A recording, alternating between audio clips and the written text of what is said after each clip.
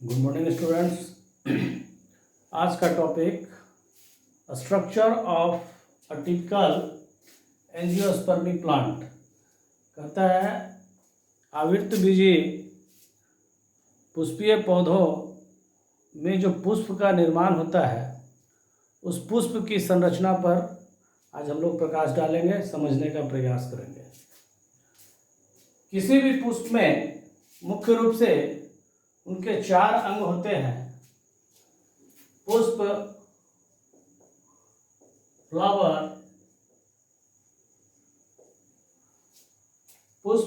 Flower, ये 2 भाग में बटा होता है।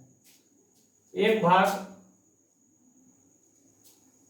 कहलाता है essential part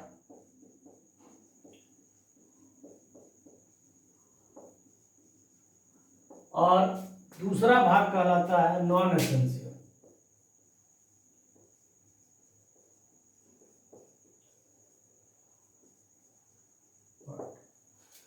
essential part of the flower कहता है कि आवश्यक भाग जो पुष्प का होता है वह मुख्य रूप से प्रजनन के कार्य में भाग लेते हैं, यानी रिप्रोडक्शन के कार्य में भाग लेते हैं। और नॉन एसेंशियल जो अनुपयोगी आवश्यक भाग नहीं होते हैं, ये सहायता प्रदान करते हैं प्रजनन की क्रिया को संपन्न करने के लिए।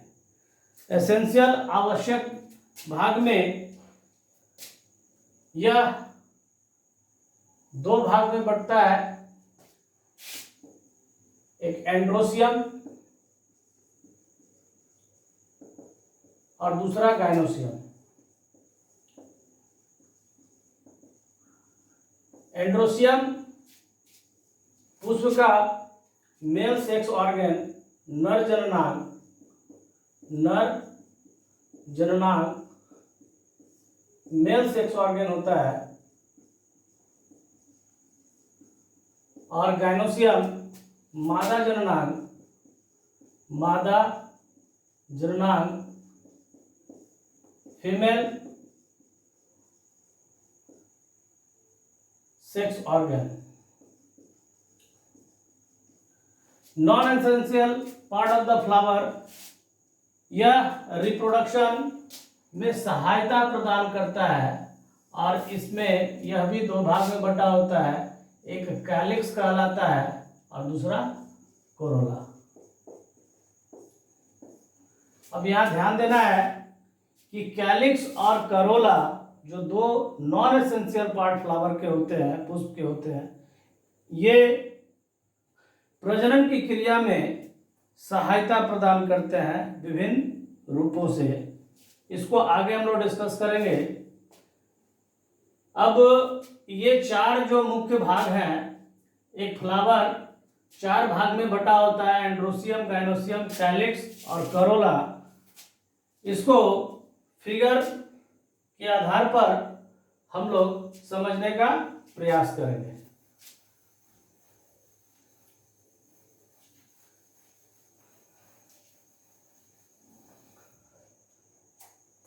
एक टिपिकल फ्लावर बनाने का प्रयास किया जाए। सबसे पहले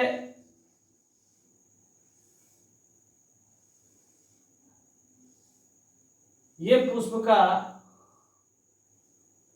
female reproductive part gynoecium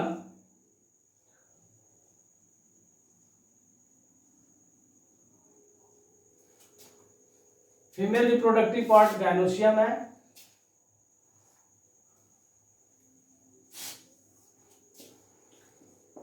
gynoecium जो मुख्य रूप से 3 भागों में बटा होता है: स्टिग्मा, ये पार्ट स्टाइल और ये ओवरी। स्टिग्मा, स्टाइल, ओवरी, ये गाइनोसियम जो फ्लावर का फीमेल रिप्रोडक्टिव पार्ट होता है, फीमेल रिप्रोडक्टिव पार्ट, अर्थात मादा जननांग। इस ओवरी वाले पार्ट में गैमेट का निर्माण होता है और गैमेट के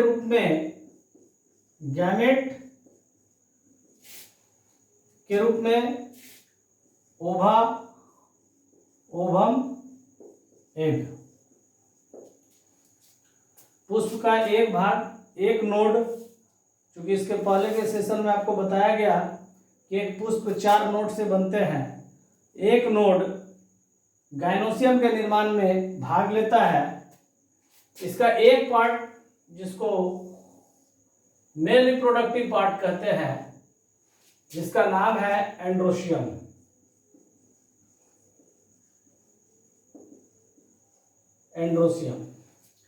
यह मुख्य रूप से 2 भाग में बटा होता है।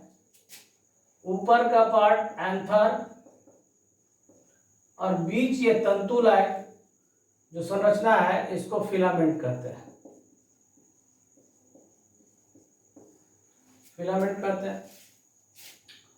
इसको आप लोग नोट कीजिए। एंड्रोशियम मेल रिप्रोडक्टिव पार्ट, अर्थात नर जननांग कहलाता है और ये मेल गैमेट के रूप में, नर युग्मक के रूप में, मेल गैमेट के रूप में निर्माण करता है पॉलन ग्रेन, जिसे हम लोग परागकण कहते हैं। इस परागकण का निर्माण, मेल गैमेट का निर्माण एंथर में होता है। एंथर, जिसको हिंदी में परागकोश भी कहते हैं,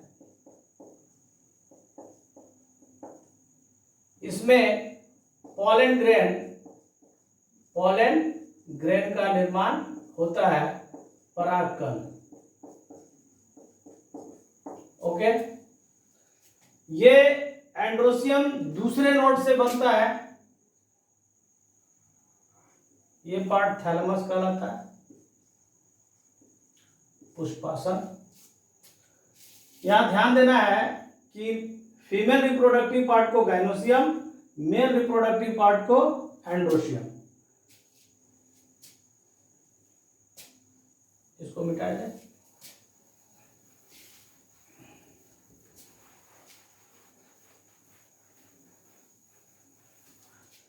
एक टिपिकल फ्लावर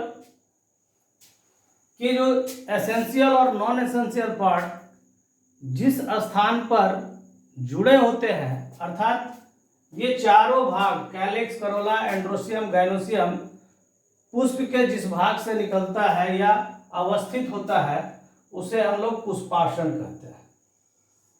थैलमस क्या कहते हैं? थैलमस,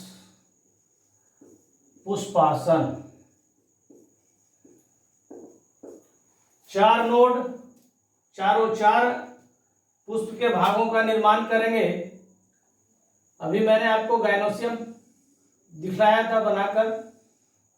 ये एक part gynoecium, female reproductive part. दूसरा नोड से बना androecium, male reproductive part. Thalamus के पास सामान्य रूप से ग्रीन कलर का लीफ लाइक स्ट्रक्चर, पत्ती नुमा संरचना मिलती है, जिसको कहा जाता है कैलिक्स। और चटकीले कलर का रंगीन कलरफुल संरचना रहती है, जिसको कहा जाता है कोरोला। इसको क्या बोलते हैं? कोरोला।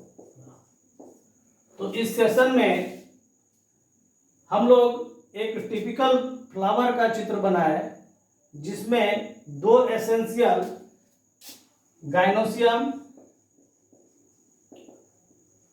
तथा एंड्रोशियम गाइनोसियम और एंड्रोसियम ये दोनों एसेंशियल हुए और कैलिक्स और करोला नॉन एसेंशियल हुए। पुष्प के थैलमस से एक पतली सी डंठल होती है जिसको पेडिसिल कहते हैं। इस पार्ट को क्या बोलते हैं? पेडिसिल या पुष्प डंठल।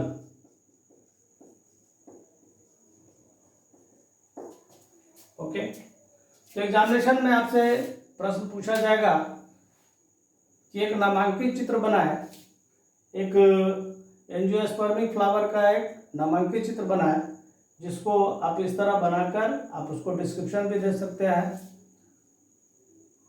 इसके बाद हम लोग एसेंशियल पार्ट और नॉन एसेंशियल, एक फ्लावर में बहुत सारे कैलिक्स पाए जाते हैं, बहुत सारे कोरोला पाए जाते हैं, गाइनोसियम की भी संख्या अधिक होती है, एंड्रोसियम की संख्या भी अधिक होती है। तो इसके बाद हम लोग इनके यूनिट स्ट्रक्चर, इकाई संरचना के नाम को जानने का प्रयास करेंगे और उसे याद करना आवश्यक है।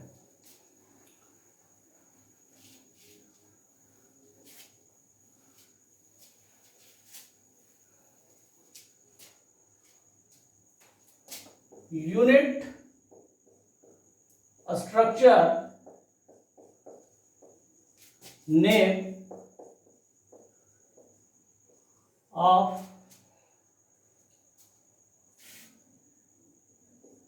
डिफरेंट पार्ट ऑफ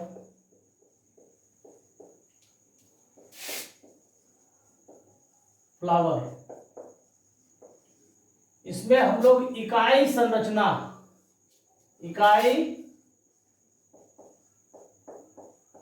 संरचना के बारे में समझेंगे। जैसे कैलिक्स, कोरोला, एंड्रोसियम, गाइनोसियम, इन चारों का यूनिट यानी इकाई संरचना का नाम क्या होता है? तो कैलिक्स के एक कैलिक्स की संरचना को हम लोग सेपल कहते हैं, सेपल।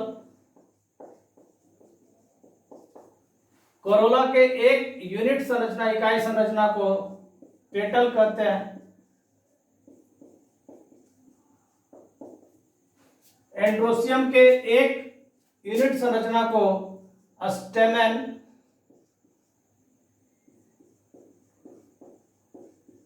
कहते हैं और गाइनोसियम के एक इकाई संरचना को कार्पेल या पिस्टल,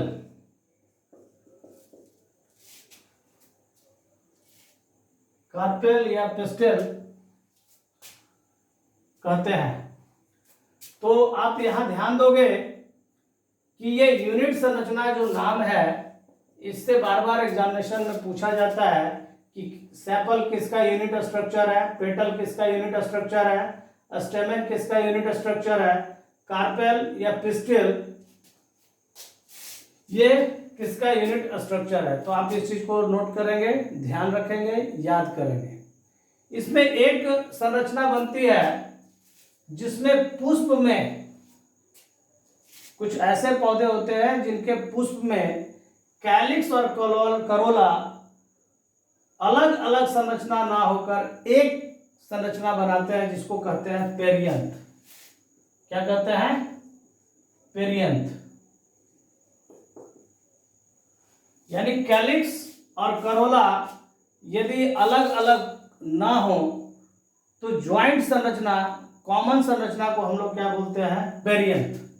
तो इस पेरियंथ को हम लोग यहां 5वां लिख देते हैं, पेरियंथ, जिसके यूनिट स्ट्रक्चर को कहते हैं टेपल, टेपल। तो यहां पर ये इंपॉर्टेंट है, चूंकि लिंक से थोड़ा हटकर है, इसलिए इसको याद रखना है कि पेरियंथ, ये पेरियंथ टेपल यूनिट स्ट्रक्चर है, जिसको हम लोग इस तरह फॉर्मूला बनाकर भी याद रखेंगे कि पेरियंथ कैलिक्स प्लस कोरोला और टेपल इक्वल टू, इसका यूनिट स्ट्रक्चर क्या है, सेपल प्लस पेटल। तो यूनिट स्ट्रक्चर को आप याद रखोगे। फ्लावर, एक टिपिकल फ्लावर में 4 जो उनके भाग होते हैं जिनको होराल कहा जाता है, कैलिक्स, कोरोला, एंडोसियम, गाइनोसियम। ये आपके नॉन एसेंशियल पार्ट हुए, non essential part of flower, और ये दोनों एसेंशियल हुए, एसेंशियल पार्ट ऑफ फ्लावर। तो आपको ये 5 यूनिट नेम याद रखना है, और फ्लावर के जो पार्ट्स हैं इनको आपको ध्यान में रखना है। इसको आप नोट करें। जितने भी स्टूडेंट हमारे हैं, जो भी क्लास को यूट्यूब पे देख रहे हैं, चैनल को जरूर सब्सक्राइब करें, जिससे सब्सक्राइब की संख्या बढ़े। इसको नोट करें।